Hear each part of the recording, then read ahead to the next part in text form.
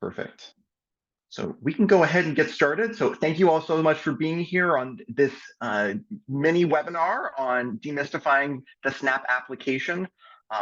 We are here with Monica Kelley from Blue Ridge Area Food Bank. My name is Gareth. I am the graduate assistant for basic needs here at the university. And so I work a lot with our care and support services staff team to be able to support students with basic needs such as food insecurity, housing insecurity, and other related circumstances that students may face during their time.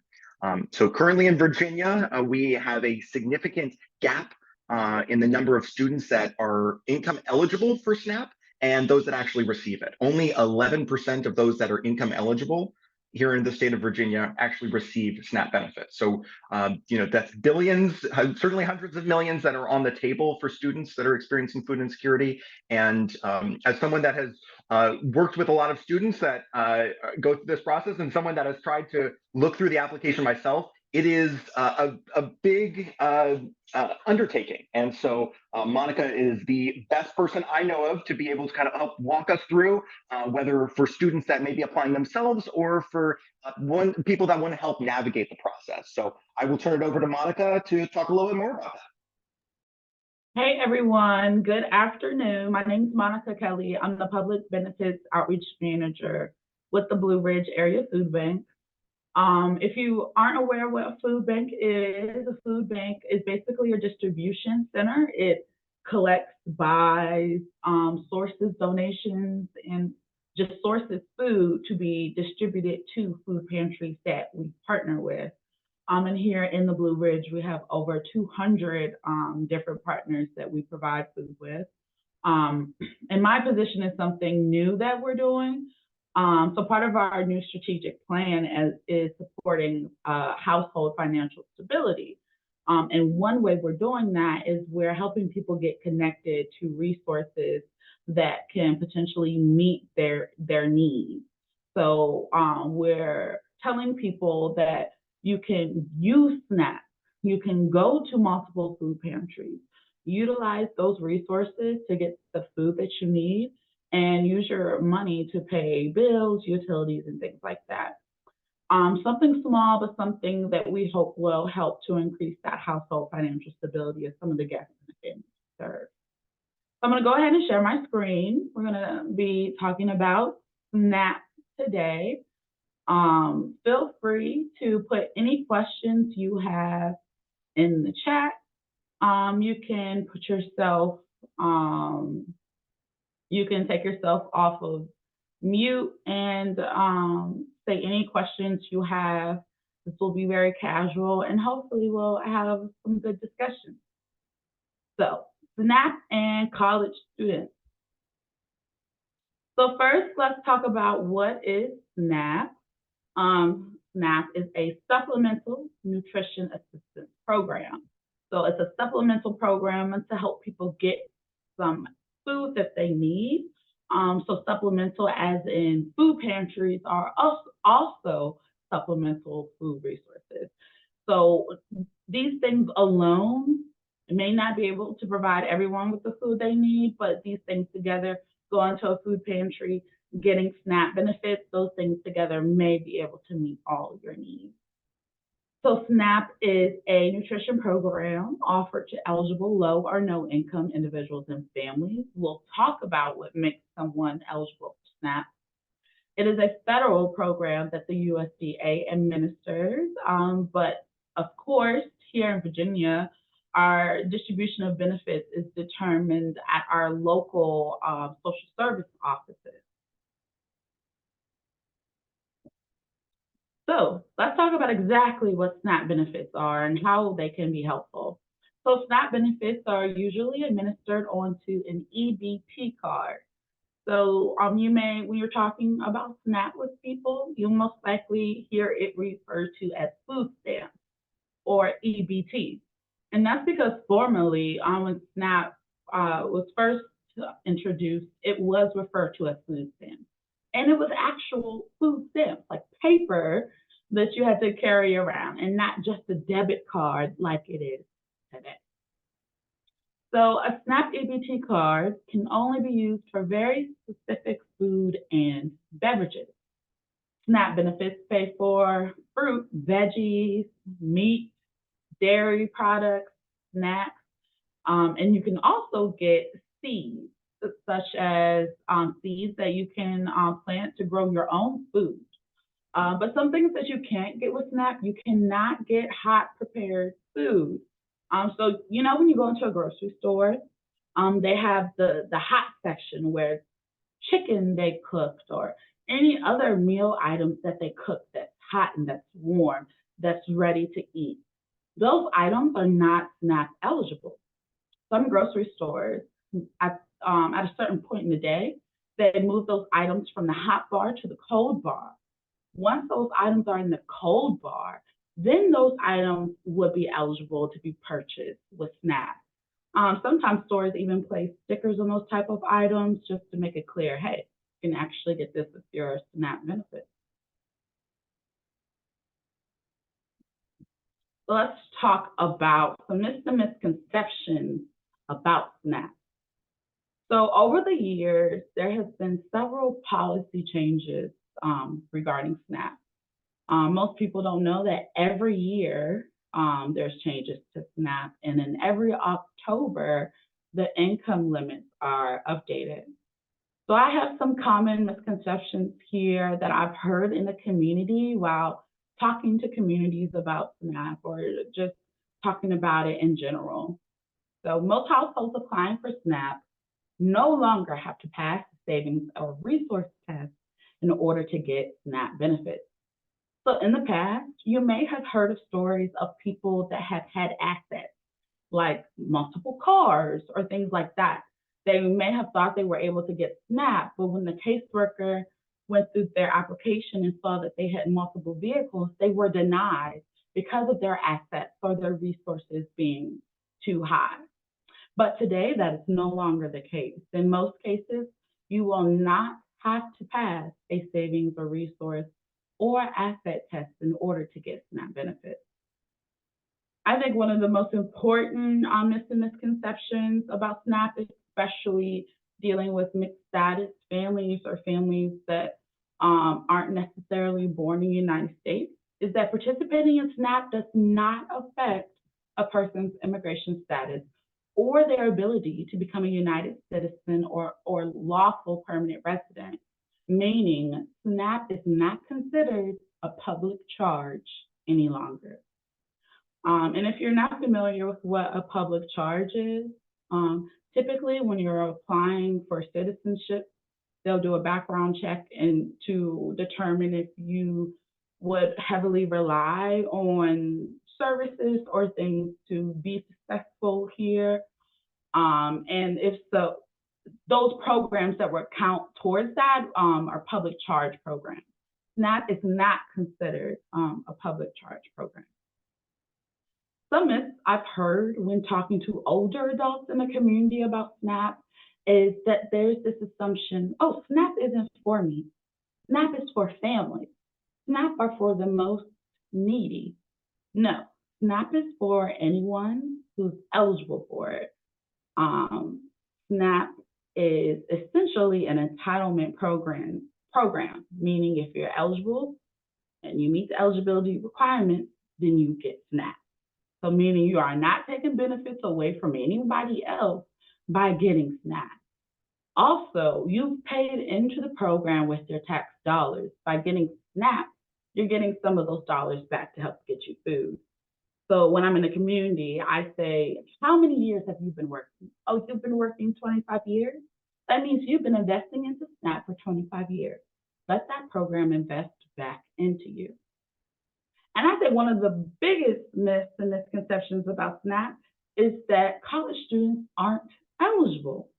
Well, some college students are eligible for SNAP, and that's what we're going to talk about next. So Gary touched on the impact of hunger on college students. I believe he said around 11% of students that are eligible for SNAP are not assessing the benefit.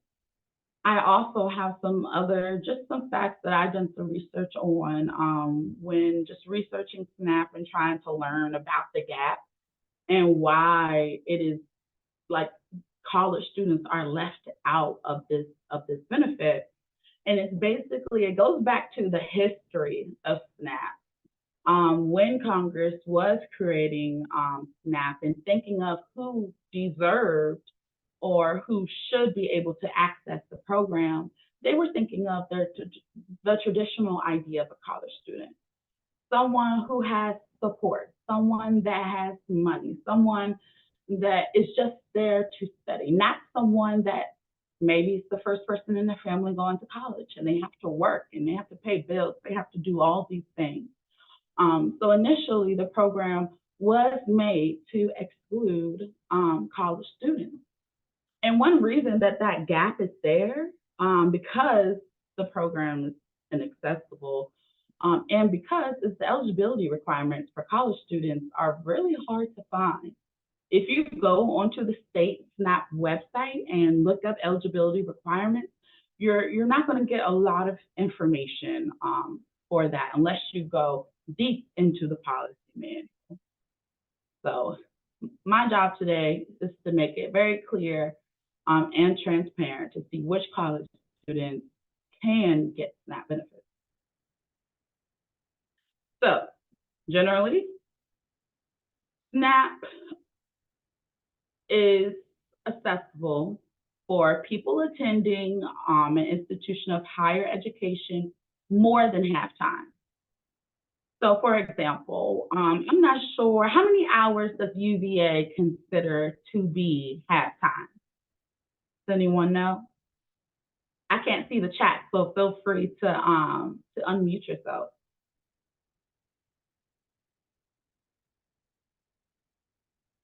Okay, nobody knows. Well, I don't either. Let me make a guess. So I went to VCU, and I think if you were attending more than 9 hours, you were full time. I might be speaking wrong on that. It's been a minute, but whatever your higher institution considers more than half time, that means you're a student. So students attending an institution of higher education more than half time are only eligible for SNAP if they meet an exemption.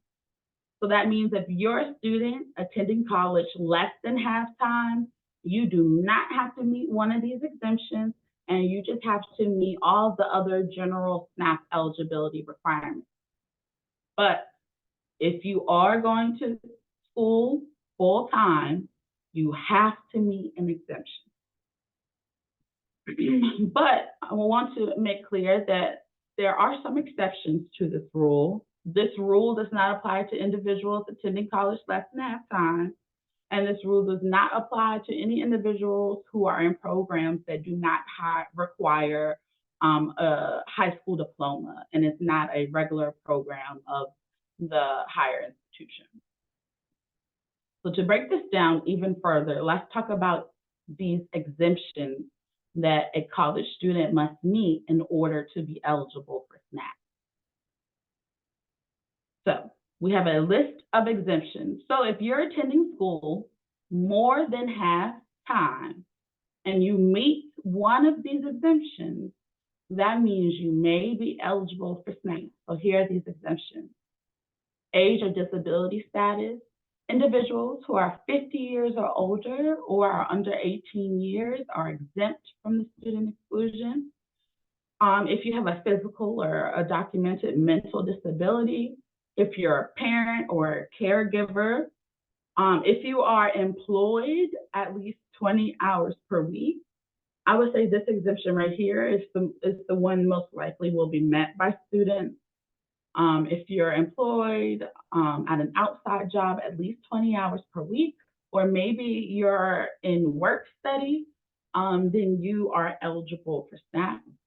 If you are receiving some TANF funds from being in a TANF program, and TANF is temporary assistance for needy families. And the last exemption is that you are enrolled in a program that is aimed at employment. So a program that is aimed to solve some workforce issues, like a job that's in high demand and this is a specific program to get you into that high demand job. And with each of these exemptions, it is under the discretion of that SNAP agency that you're working with to decide what to pay. So whatever social service office you're working with, whether it's Albemarle, Charlottesville, or any other county or city in the area, that office has the power to decide what counts at, under these exemptions. So let's talk about some frequently asked questions when talking about SNAP and college student food assistance. So let's talk about community college students. Community college students can get SNAP benefits, but again, eligibility requirements vary by state. This right here is all depending on that half-time or full-time status. Students who live with a parent or spouse. So if you are a student who is younger than 22 and you live with your parent while you attend school, you have to apply with your parents on that SNAP application if you're younger than 22 and living with them while you're going to school. If you live with a spouse or a roommate and you buy and prepare food together for at least half of your meals, you are considered a household under SNAP. So that's something that's unique about SNAP amongst government programs. The SNAP has a specific definition of household. It doesn't mean everyone that's living under the same roof that you're living in, and all your roommates, any of that. No, SNAP considers a household the people you buy food for and with and cook for and with. So that is your household. So again, if you live with a spouse or a roommate and you buy and prepare food together, you are considered a household under SNAP and must apply for SNAP together. Let's talk about meal plans.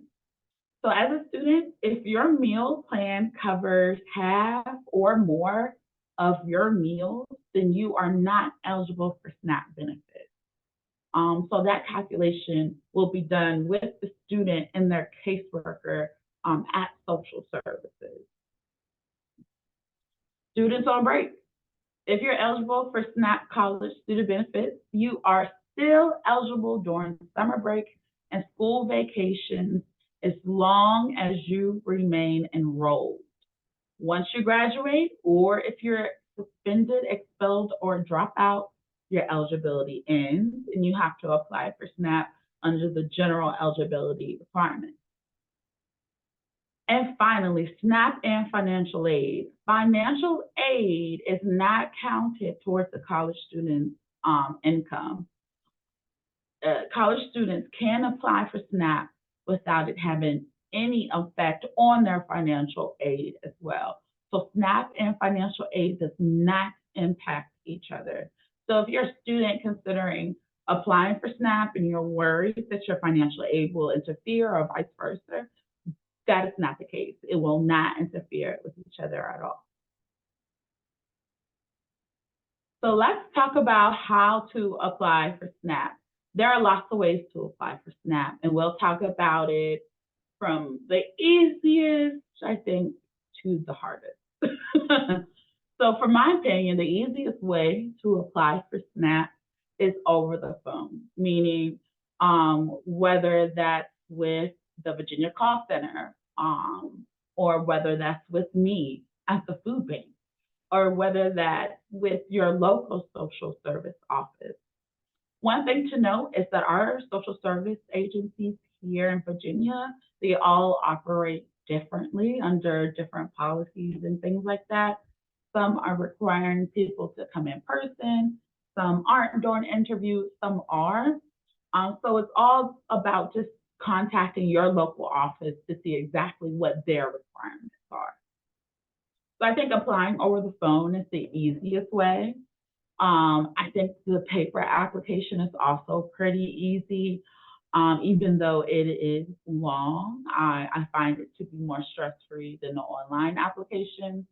But with the online application, it's automatically submitted to your office, meaning you don't have to mail it, you don't have to drop it off, or anything like that. So that's the easy thing about the online application, but it's not the best online experience, I'd say, especially when with having to create an account, log in, and all that stuff. It's not the most user-friendly website. But there's several ways to apply for SNAP, and it's all about figuring out what's the best way for you. So let's talk about general SNAP eligibility factors. So these are the factors that anyone who applies for SNAP have to meet in order to say they're eligible. So the household composition. Who makes up your food stamp household? A SNAP household is the group of people who buy and prepare meals together regardless of their relationship. Gross income. They need to see your gross income and your net income, and they will be verified with documents. They will need to know your citizenship status. Are you a legal resident? Have you been here for 5 years and had a green card? Do you have children that were born here? Maybe the children are eligible and you aren't. Either way. And expenses. So do you have medical bills? If you are considered disabled or you're considered a senior, any medical bills that exceed $35 that come out your pocket that isn't reimbursed by your insurance, you're able to list those expenses on your SNAP application to maximize your SNAP benefits, to get the most back in benefits, essentially. If you have any child care expenses, you can list those. Everyone can list child care expenses. Everyone can list utility costs, housing costs. How much do you pay for rent? Do you pay electricity, water, anything like that? And some of these things must be verified with documents, but again, that's at the discretion of the office or a caseworker that you may be working with. And then this is the income chart here. So if you are a household of one person and you make less than $2,430 a month, you may be eligible for SNAP benefits. When the caseworker is looking at your income, they will first judge your income limit by the 200% of the federal poverty guideline. Then, depending on your other expenses and things like that, they may have to use the 130% or the 100%. But that's after looking at your exact situation. But most of the time, they will use the 200% federal poverty line to see if you're eligible for SNAP. So a household of one, $2,430. If you're a household of four, the max income is $5,000. And again, this is before taxes. Surprisingly, when I'm doing SNAP outreach in the community, everyone I ask them, do you have SNAP benefits? And if they say no, I ask them why. And the reason that I get most of the time is that most people assume that they're not eligible. They assume that they make more than the maximum. And so I always carry this chart around with me just to show people this, because most people don't see this. So I show them this, and it's always a surprise or shock that, oh, those numbers aren't as low as I thought it was. Yeah, they may have been what you thought it was a couple of years ago, but again, each October, these numbers go up. So I always am sure to have this with me and to show people this income chart just so they can see how accessible the benefit actually is sometimes. So let's talk about if you're helping someone with an application. So some reasons why people don't necessarily go to social services directly is because of that quality of interaction, right? Most of the time, social services is overworked and underpaid. They're dealing with a lot of people coming in and out, and they are processing a lot of applications. So a lot of the times when people interact with them, it's not a very good or positive experience, I'd say. Or sometimes there may be some miscommunication, or people get dropped between the cracks, things like that. And it's all because of the system in which they're working in, right? They're doing a lot of work for very little pay and very little other resources as well. So if you yourself are hoping to help people get connected to this benefit, you have to be sure not to create that same experience for that person as if they were going to social services, right? Um, we uh, we are mindful of trauma. We don't want to re-traumatize the people we're working with. We're also just mindful of people's experiences. We treat people as experts of their own situation. And in able to do all of these things, we have to take care of ourselves first. So that's knowing when you're the best person to help someone or when you need to take a step back. And I always love this fact, and it's by taking care of yourself, you are also indirectly taking care of your community. Because by taking care of yourself, you are ensuring that you have the space, the patience to also create that space and patience for someone else. And if we're helping people with SNAP, we need to be able to do that. Have patience, be mindful of people's situations, and not try to interrogate them about their experiences.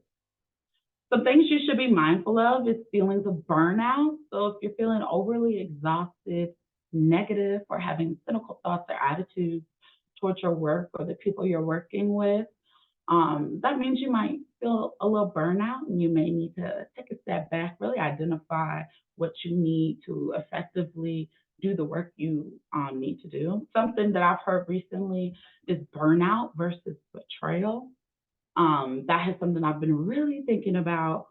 Betrayal in the sense of, okay, I'm not burning the people I'm working with, and the work I'm doing is not necessarily burning me out, but the system in which I have to do this work within is like it's causing like that sense of betrayal, making you feel like the work isn't worth it. So that burnout versus betrayal is good to be mindful of. And also secondary traumatic stress, which tends to happen when you constantly hear of trauma that others have experienced. So just be mindful of feeling keyed up or on high alert a lot of the time. So all these things may mean that your cup is a little bit too empty to help someone in that time. But you just got to do things to fill your cup back up. We could talk about some of those ways. So some ways to help you avoid that burnout or ensure that you have the right capacity to do this work. Practice self-awareness. Make sure you do that internal, that self-inventory to make sure you're in that right space to do this work. Set boundaries. This is very important here. For an example, a boundary I set with myself is that I don't give guests my cell phone number. That's just something that makes me sleep better at night for some reason. having that boundary there. So it's just all about just figuring out what works best for yourself, what keeps your stress down, or what helps you keep your anxiety down. Care for your physical and mental health. You can't be out here not eating lunch and acting hangry in front of somebody that needs your help. So making sure you eat, making sure you talk to your therapist, making sure you do the things that make you feel good inside and out. And if we do all those things, then we're able to have grace, right? We're able to have that grace for ourselves, but also for the people that we're helping. And I think that's really important, just to be mindful of not judging people, giving space for everyone, and that includes yourself and the people you're serving. Okay, so let's talk about this 15-page application.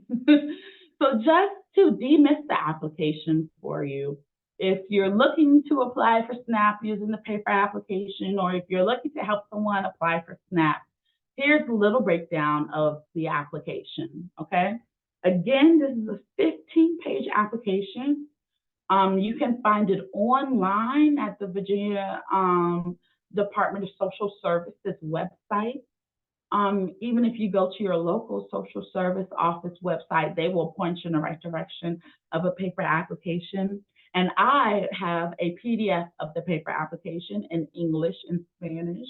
So I'll be happy to share that with anyone who needs it as well. So breaking down the application, the first part of the application is part A. That's where they want you to list your contact information, your primary language, your primary correspondence, and conviction. I want to start by saying this application asks you for a lot of things, right? It's going to ask you for a lot of things, and not all of these things are going to be relevant to the application. So the bare minimum I've heard that you can include in this application is a name, a signature, and a way to contact that person. If you have just those 3 items on the application, the office is able to process the application and follow up with the applicant to get the additional information just by having that signature on there. So as you go through the application, you see all these questions, you can skip them. They're not going to throw your application away if you skip a question. So here I'm going to highlight the important parts of the application, which you should be mindful of, including additional information. So of course you want to include all your contact information. There's going to be a question on there asking you what do you want your main method of contact to be. And be mindful of what your choice is, because if you do not choose text message and you do get a text message about your SNAP benefits, then that is a scam. Social services will not contact you through a method of contact that you did not tell them you wanted to be contacted by. And there's lots of SNAP scams out there nowadays of people trying to steal people's benefits. So just be mindful of that. Primary language is also important. Convictions, if you're under parole or on parole or anything like that, you can choose to list that. But mainly they want to know, oh, if you are on parole, are you in contact with your parole officer? Are you following all the rules? Just are you adherent with your parole contract? In the past, on the application, it would ask you if you've had any drug felonies. Now the application no longer asks that question. It just asks about overall violent crimes such as murder, sexual assault, things like that. So there's an expedited SNAP application within that huge 15-page application. On page 3 of the SNAP application, there is a box, a half-page box that you can complete. And if you complete that box, you are able to get your benefits within 7 days. But in order to be eligible for those expedited benefits, you have to qualify by meeting one of these 3 below. So either your gross monthly income is less than $150, your shelter bills are higher than your gross income plus liquid resources, or someone in the household is a migrant or seasonal worker with little to no income. If you meet one of those, then you may be able to get your benefits back to you within 7 days. But most people have to wait about 30 days. But I'm telling people that if you don't hear anything after 2 weeks of submitting that application, then you need to call that office, because all applications have to be processed to see if they're eligible for expedited benefits. And if you're not eligible for expedited benefits, then you will get a letter saying that they're going to let you know your determination of benefits within the next 30 days or so. So, and if you haven't gotten that letter, that means something is wrong. We don't want to wait to the end of that 30 days, because if we do, then we have to submit a whole new application. Let's talk about Part B. Now, this is the household section. This is where we're going to list out all the people that we cook and provide groceries with and for. For these people, I would suggest providing name, social security number if they have it. If not, leave that off and make sure you check that they're not applying for SNAP benefits. Veteran or dependent in relationship to applicant. There's 6 spaces on the application to list 6 household members. So if you need more space, just grab a scrap piece of paper and list that on there. That will be fine. But that's Part B. Part C is income. So they want to know any earned income or any unearned income. So do you have a job? Is anyone employed? And if you are employed, who's your employer and how much do you get, whether in wage or salary? So they need that for everyone in the household that's applying for SNAP benefits. And if information that you are giving seems questionable, they may ask for verification. And that's going to be your caseworker.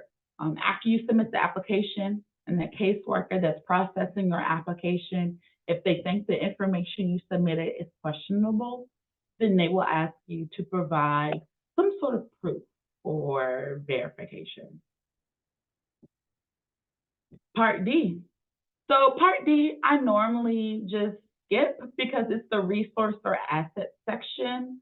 I never complete the bank account part or the checking and savings part because, again, most families do not have to go through that resource or asset test in order to get benefits.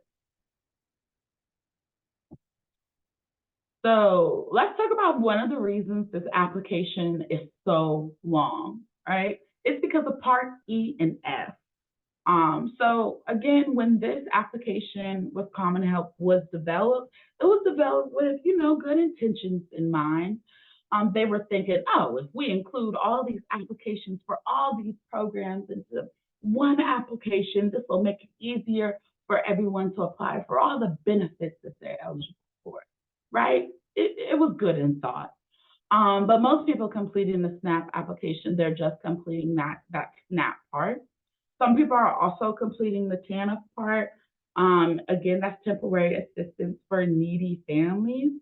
TANF program provides eligible families with a monthly cash payment to meet their monthly needs.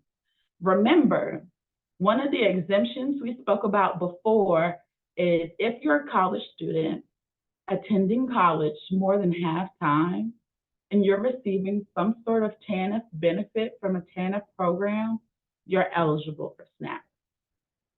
There's also the diversionary assistance and emergency assistance applications within the SNAP application as well. And then we finally get to the SNAP section when we get to Part G. So under the SNAP section, there's a couple of questions. They're going to ask you to identify the head of the household. Most likely it's a person that's applying for SNAP, that's sitting in front of you or that's filling out the application. Again, if you leave this unanswered, it's not going to affect your application. They're also going to ask about medical expenses for individuals who are 60 or older or considered disabled. Again, that part is especially important if you're 60 or older or disabled, because listing those expenses might help you maximize the benefits you get. And then the other important section under Part G, shelter expenses. Everyone needs to list how much they pay for rent, whether that's property tax on your house, any insurance and utilities on your house or apartment. A lot of times when I'm helping people with SNAP, they also assume it's like, oh, my car insurance, my property tax on my car. No, it's only on the shelter expenses. There's also 2 other applications included in the SNAP application. So we talked about TANF, we talked about diversionary and emergency assistance. There's also auxiliary grants. They can go to people receiving Social Security who are living in an assisted living facility. And there's also a Medicaid application within SNAP as well. So if you're filling out the SNAP application and you think you may be eligible for Medicaid, complete those 3 questions between questions 13 through 15. That way you can submit your SNAP application and social services can use that to determine if you're eligible for Medicaid as well. All right, let's talk about submitting this application. So one thing that the food bank offers is we offer application support. So you can go ahead, you can do this application yourself. You could do it directly with social services, but you can also do this application with someone at the food bank, whether that be myself or one of my volunteers.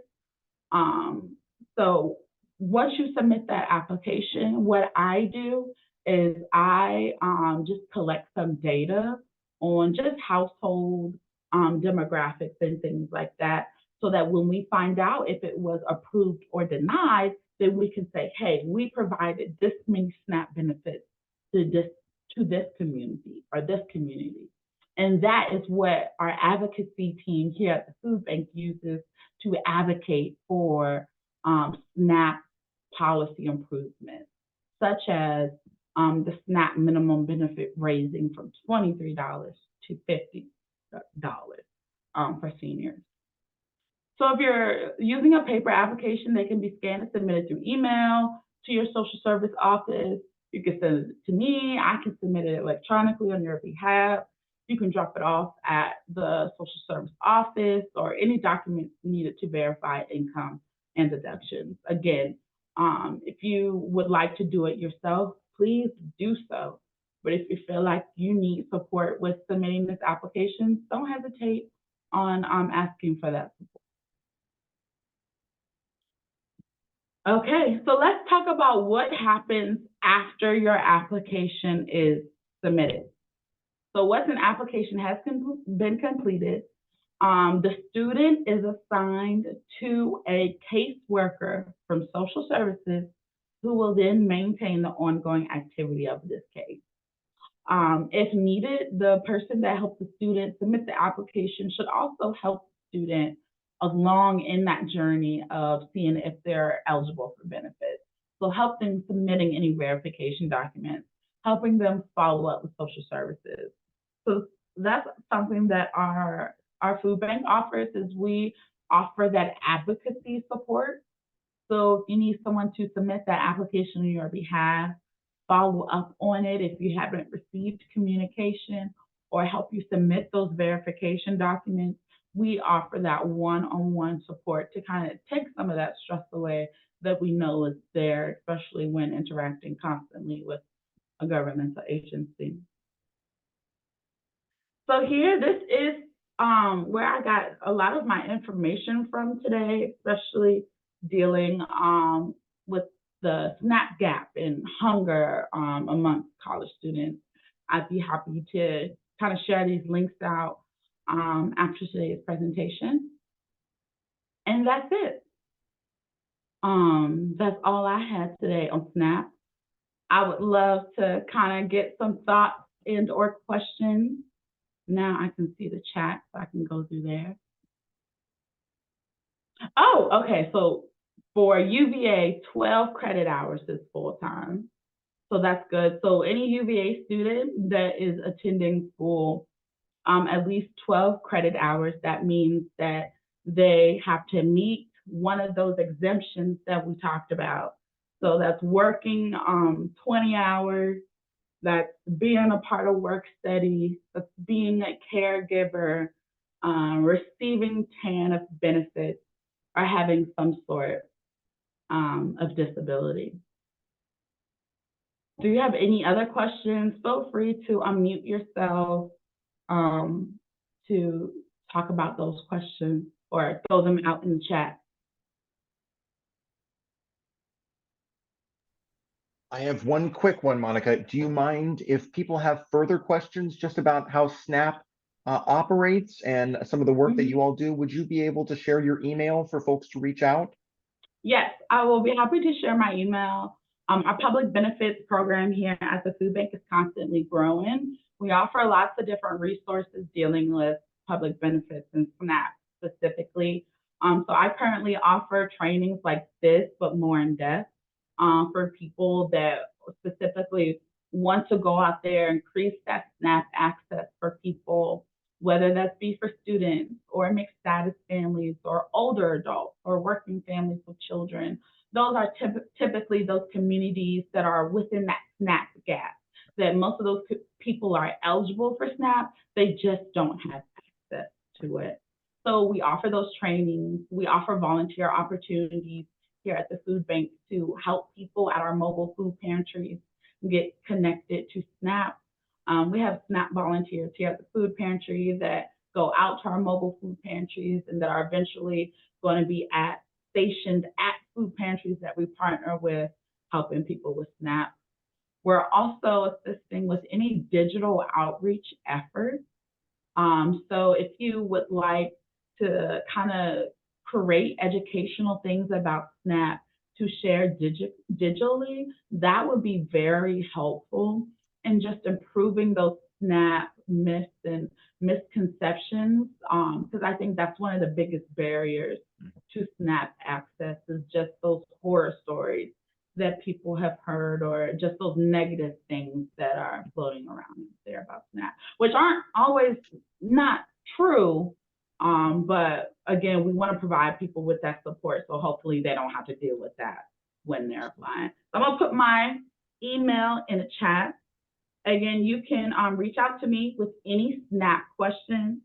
If you need help with the application, if you need an application, if you would like me to share this information with anyone in your circle, I'll be glad to do that. Our number one goal is just increasing awareness and access for SNAP. And if you want to help and join in on that, however way you can, just let me know. And I'm also going to put in the chat contact information for my boss, Madeline Casper, who can be able to discuss the SNAP application guidelines here at UVA, along with any other basic needs questions that y'all have about UVA specifically. But spectacular. Any other questions from folks? Well, we have the amazing Monica with us.